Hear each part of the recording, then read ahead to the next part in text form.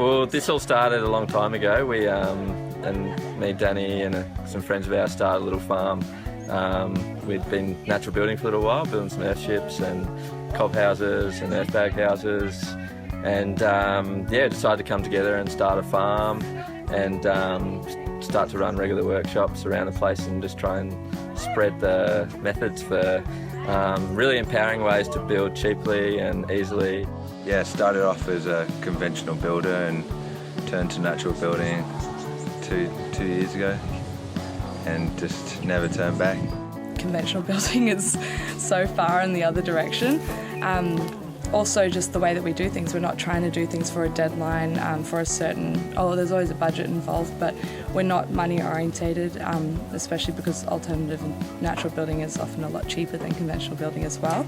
So the focus is on education and empowerment to help people grow rather than getting a house built. We've got about 30 or 40 people here this week, and a lot of people have never had exposure to any building before in their lives.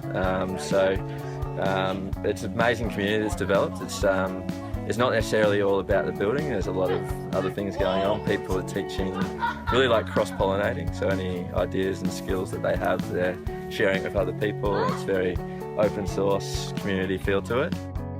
Yeah, the building of the community is just as important as the building of the building. I think it's actually more important because we speak a lot about changing the world and hoping to make a real impact on the world, but that's not going to happen just from a few buildings. Even though there is leaders and all that, it's still, the respect is really equal, and there's so much to learn from everybody, regardless of who's up there and who's down here.